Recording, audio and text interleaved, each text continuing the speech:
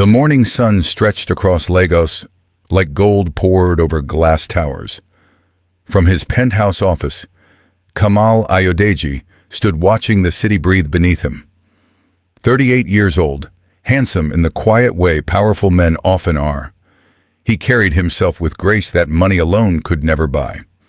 His empire touched telecommunications, real estate, agriculture. Forbes called him visionary. His employees called him fair. But none of that mattered as much as the woman sitting in his living room, fingers tracing the raised dots of a Braille novel. Imani. 26 years old, beautiful with skin like polished mahogany, and eyes that reflected light without seeing it. She sat cross-legged on the carpet, her guide dog Zara resting beside her, one paw draped protectively across her lap. The dog's brown eyes followed Kamal's every movement with ancestral intelligence. Kamal approached quietly, but Imani smiled before he spoke. "You're hovering again, brother. Can't I check on you? You check on me 17 times a day. I'm blind, Kamal, not fragile." He knelt beside her, taking her hand. The scar tissue on her left temple caught the light, a reminder of the day everything changed. She had been 7, chasing him through their grandmother's compound. He'd been 12, laughing, not watching where she ran. The glass door, the shattered pieces, the blood and screaming, and the surgeon's quiet words 3 days later. Permanent damage to the optic nerve. The guilt lived in Kamal's chest like a second heartbeat. He'd spent 20 years trying to undo what couldn't be undone, building an empire partly so Imani would never want for anything, never depend on anyone who might hurt her. "I've drafted the new estate documents. You'll receive equal shares of everything. The houses, the investments, the foundation." Imani pulled her hand away. "Kamal, you don't have to. You're my family, my only family. Everything I have exists because you forgave me." She reached up, finding his face, her fingers reading the tension in his jaw. "I never blamed you, not for 1 second." Zara lifted her head, sensing the emotion between them. The dog had been Imani's companion for 4 years, trained in Germany, loyal beyond measure.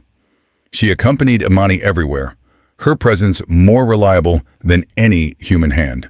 Later that evening, Kamal attended a charity gala at the Intercontinental. He moved through the crowd with practiced ease, shaking hands, making promises, writing checks. His assistant had warned him about persistent admirers, women who saw his wealth before his character. He'd learned to spot them quickly. The calculated laughs, the rehearsed stories, the way their eyes appraised everything he touched. Then he saw Zaris. She stood near the champagne fountain, wearing emerald silk that moved like water. Her beauty was undeniable. Angular features, confident posture, jewelry that spoke of taste rather than excess. But what caught Kamal's attention was how she looked at the art on display. Genuinely studying a bronze sculpture of an Igbo warrior, her expression thoughtful. Their eyes met. She smiled without performing. "It's beautiful, isn't it?" The artist captured something true. Strength without aggression. They talked for 2 hours. She ran a luxury import business, spoke 4 languages, had lived in Paris and Johannesburg. She asked about his work with genuine curiosity, laughed at his stories without touching his arm or leaning too close. When he mentioned Imani, Zaris's expression softened immediately. "Your sister is blessed to have you." "I'm blessed to have her. I'd love to meet her someday, if that's not too forward."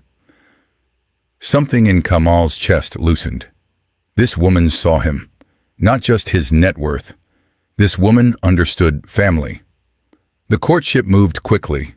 Zaris visited often, always bringing small gifts: imported chocolate, French perfume, Ethiopian coffee.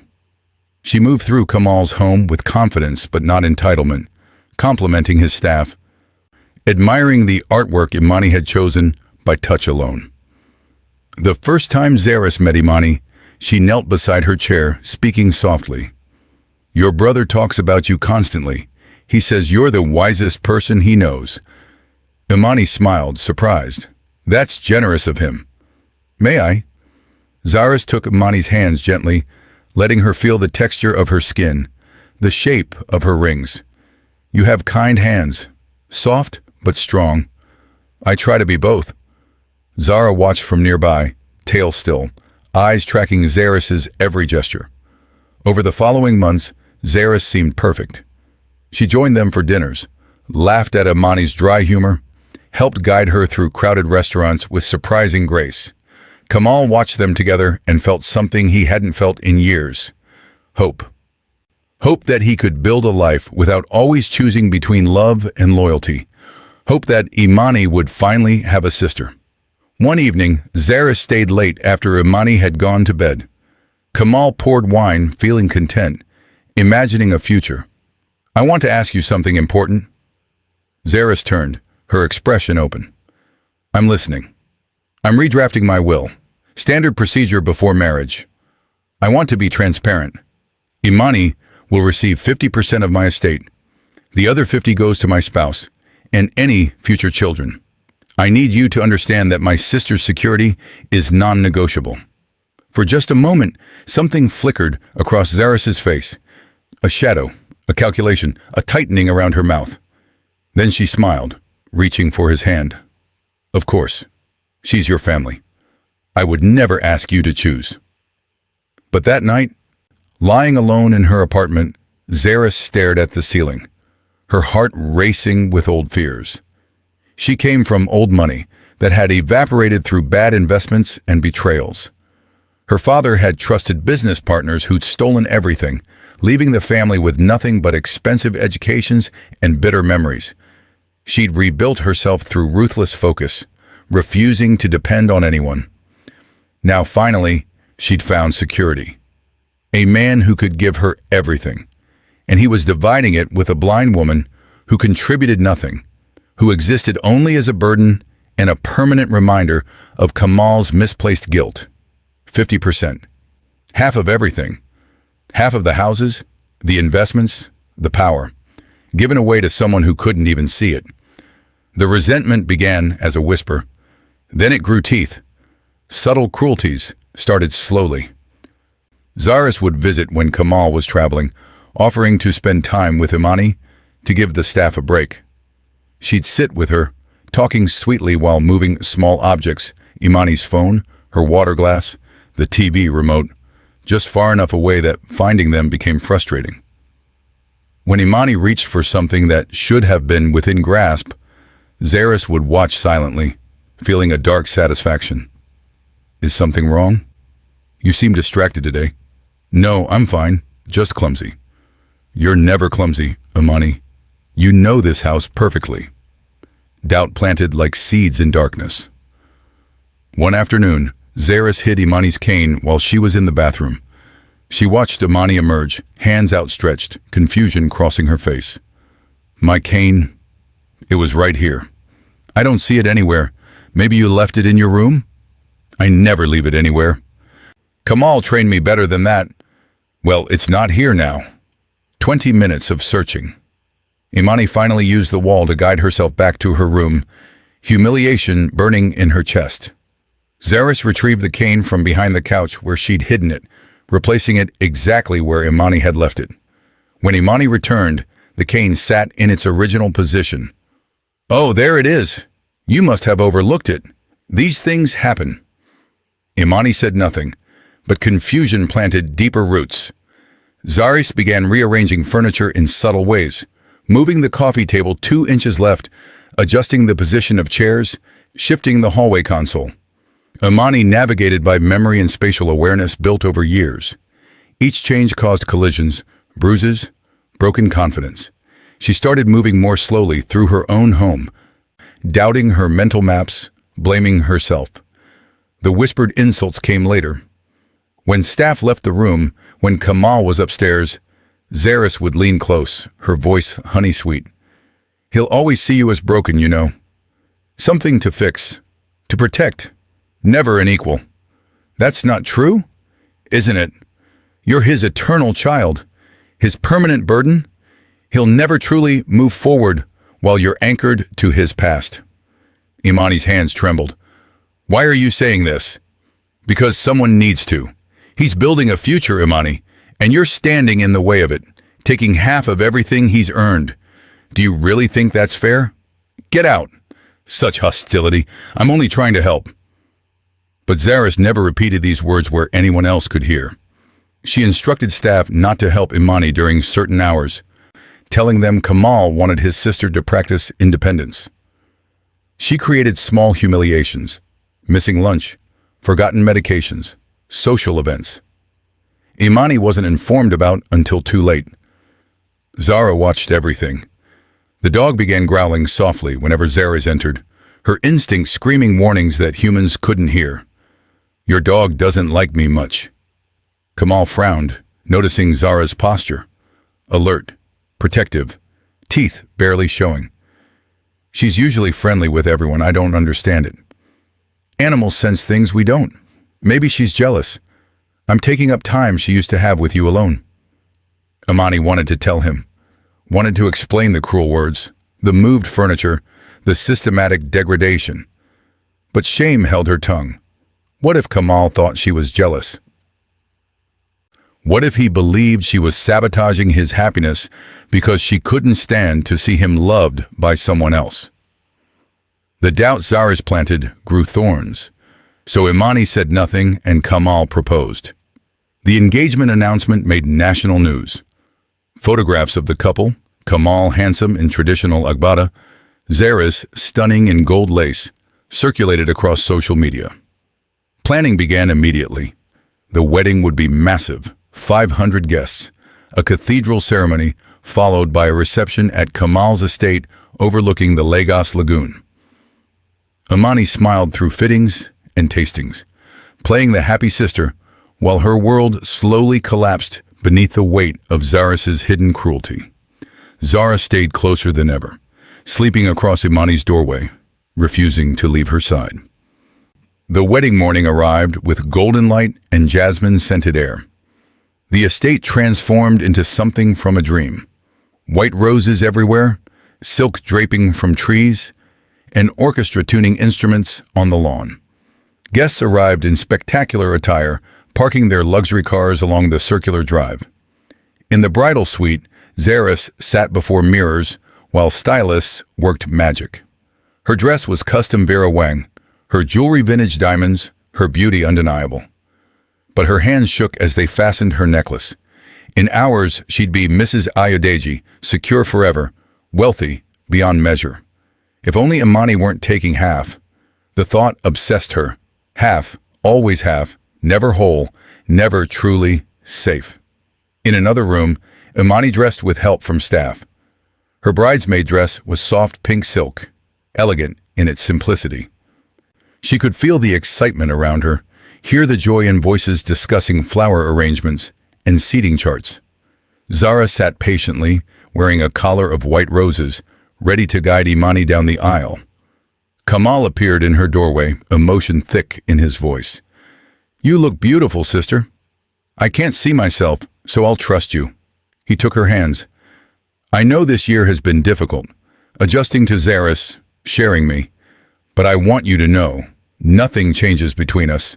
Nothing ever will. I know. Do you? Because sometimes I feel like you're pulling away, like something's wrong. She wanted to tell him everything, the cruelties, the words, the systematic erosion of her confidence. But looking toward his voice, hearing the happiness there, she couldn't break his heart on his wedding day. I'm fine, Kamal. Just emotional. Weddings do that. He kissed her forehead, then left to prepare for the ceremony. Imani sat alone with Zara, tears sliding silently down her cheeks. The dog pressed against her leg, offering comfort without words. The ceremony was scheduled for 4. By 3:30, guests filled the cathedral, talking and laughing, taking photographs. Kamal stood at the altar in white agbada embroidered with gold thread, his groomsmen beside him, his heart pounding with anticipation.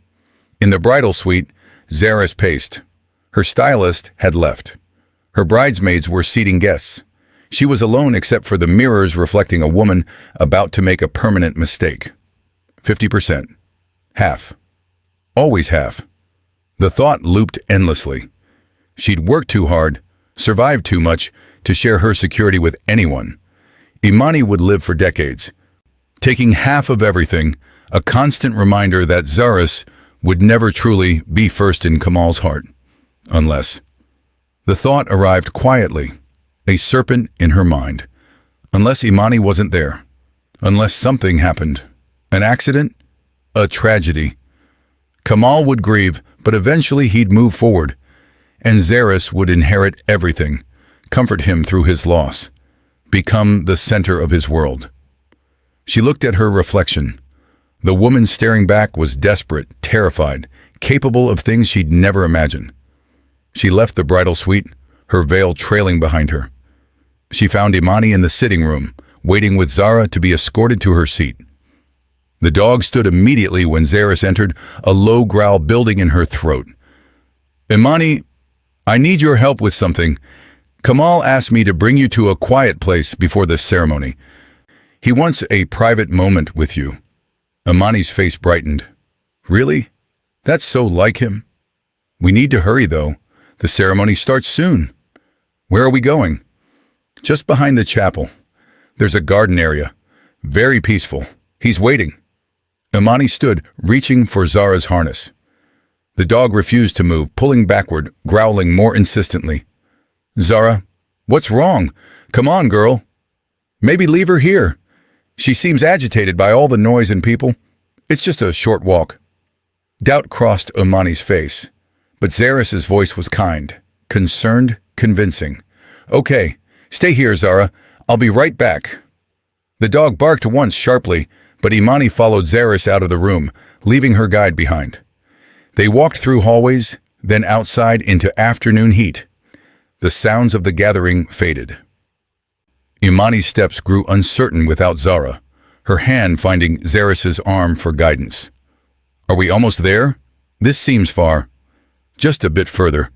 Kamal wanted privacy. They moved behind the chapel, past manicured hedges, toward a part of the estate Imani rarely visited. The old stone well stood in a clearing, a historical feature Kamal had preserved from the property's colonial past. It was deep, 20 meters at least, sealed with a decorative iron grate, except someone had removed the grate for renovation work scheduled for the following week. The well gaped open like a hungry mouth. Zaris stopped at its edge. Imani stood beside her, facing the wrong direction, unaware of the danger 3 feet away. "Where's Kamal?" Zaris's heart hammered. Her hands shook. Every nerve screamed at her to stop, to turn back, to choose differently. But fear was stronger than conscience. Fear of losing security, fear of being second, fear of the poverty and powerlessness she'd sworn never to feel again. "Imani, I'm sorry." "Sorry? Sorry for what?" "For this." Zaris reached out, her hands finding Imani's shoulders.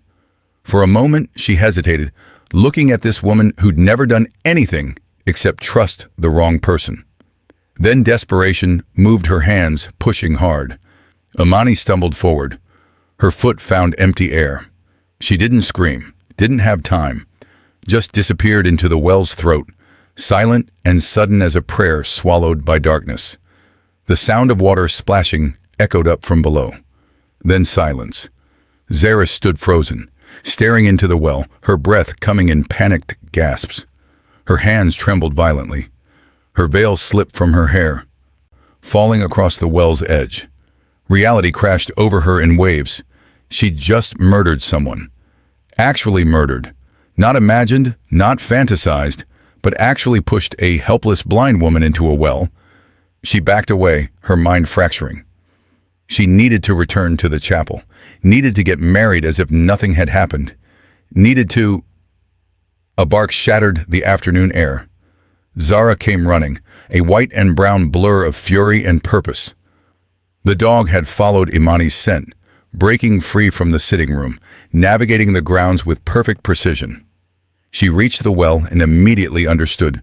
Her human was gone, and this woman was responsible. The dog seized Zaris's veil in her teeth, pulling, growling, her eyes meeting Zaris's with perfect accusation. Zaris tried to pull away, but Zara's grip was unbreakable. The dog turned and ran, the veil streaming behind her like evidence written in silk. Back at the chapel, guests were growing restless. Kamal checked his watch, frowning. The ceremony should have started 10 minutes ago. Where was Zaris? Where was Imani? Then Zara burst through the cathedral doors, veil trailing from her mouth, barking with desperate urgency. She ran straight to Kamal, dropping the veil at his feet, then running toward the door, looking back, barking again. Kamal's blood turned to ice. That was Zaris's veil, and Imani's dog. Something was catastrophically wrong. He ran, sprinted from the altar, his groomsmen shouting behind him, guests rising in confusion. Zara led him faster than he'd ever run, past the chapel, through the grounds, toward the old well. He saw Zaris first. She stood near the well, her dress dirty, her face destroyed by tears and terror.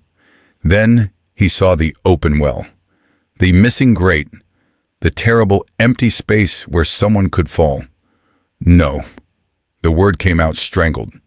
He ran to the well's edge, looking down into darkness and shallow water 20 meters below. A pink shape floated there, barely moving. Imani! Zaris collapsed, sobbing incoherently. Kamal didn't hesitate. He threw off his zagbada and jumped, plunging into cold darkness, the water rushing up to meet him with violent embrace. He surfaced gasping, finding Imani's body, pulling her head above water. She was unconscious, lips blue, blood streaming from a gash on her temple. No, no, no, no, please, God, no. He held her against his chest, shouting for help, his voice echoing off stone walls.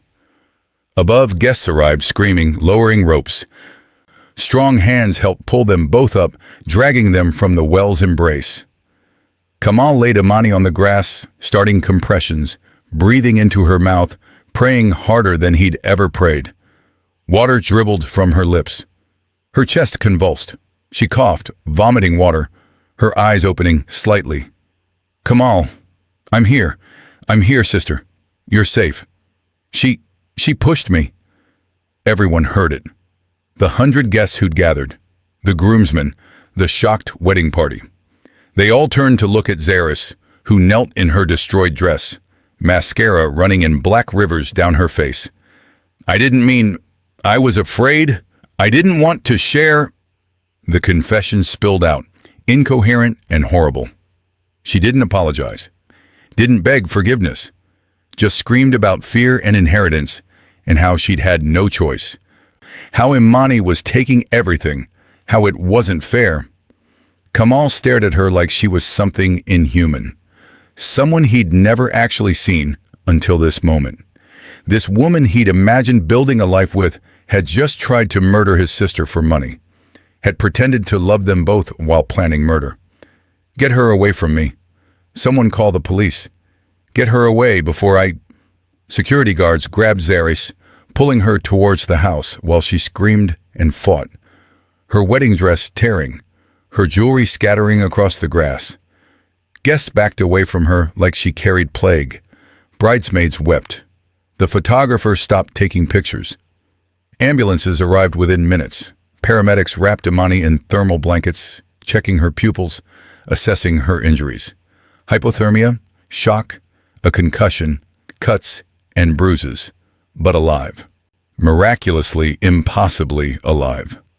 Kamal rode with her in the ambulance, holding her hand, watching her breathe. Zara sat at her feet, refusing to leave, her job complete. She'd saved her human by exposing the monster. The wedding never happened. Police took statements. Witnesses corroborated everything. Security footage showed Zaris leading Imani toward the well. The confession was on video, recorded by a dozen phones. Zaris was arrested at the estate, still wearing her torn wedding dress, charged with attempted murder. She didn't speak during booking, just stared at walls with empty eyes, realizing she'd destroyed everything. Her freedom, her reputation, her future, for wealth she'd never actually possess. 3 days later, Imani sat in a hospital bed, bandaged but recovering. Kamal hadn't left her side except to shower and change. He sat in a chair pulled close, holding her hand, his eyes red from exhaustion and tears. "I'm so sorry. I should have seen it, should have protected you." "You did protect me. You jumped into a well. After someone I brought into our lives tried to kill you, after I was too blind to see what she was doing. Stop. You're not responsible for her evil. You chose to love. She chose to destroy. Those are different things." He pressed her hand to his forehead, his shoulders shaking with silent sobs. Zara lay across Imani's legs, a warm, protective weight, her tail wagging slowly whenever Imani moved. "I don't know how to forgive myself.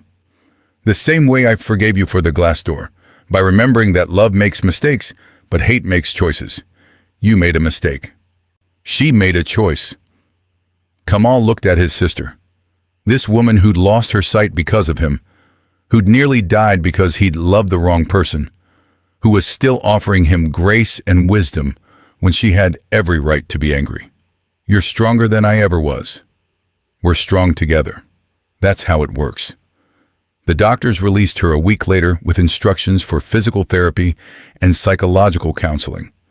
Kamal brought her home to an estate being quietly restored, the well permanently sealed with concrete, the chapel closed for the season, the grounds peaceful again.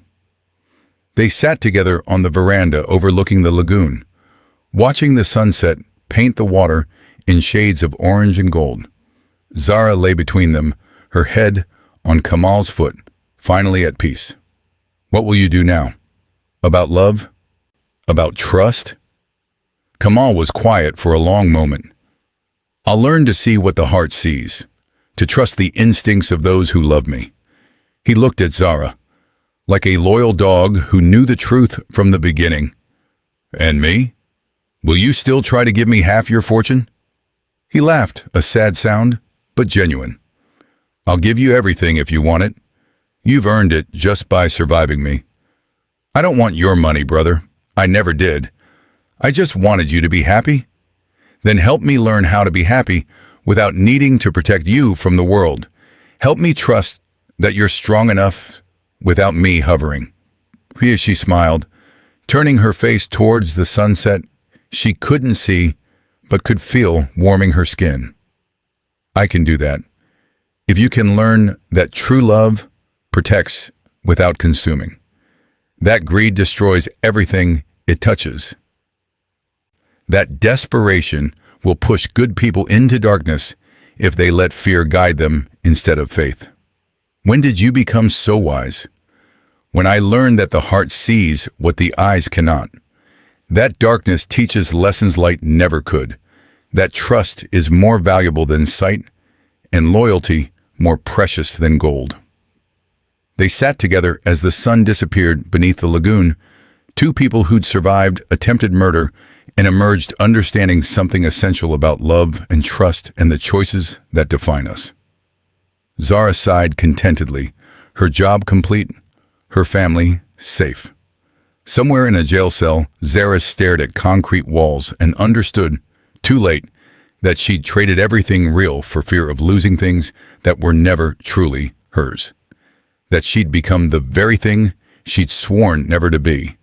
Desperate, powerless, alone. The people we trust are revealed in moments of fear. True love protects, but greed destroys. Never let desperation push you into darkness. The heart sees what the eyes cannot. This is the lesson Kamal and Imani learned together, written in scars and survival, remembered in sunset and solidarity, and in the steady breathing of a loyal dog who knew the truth when humans were too blind to see it. If you're still here, you're one of the real ones. Comment, "I stayed till the end," so I know you didn't miss a single moment, and tell me, where are you watching from?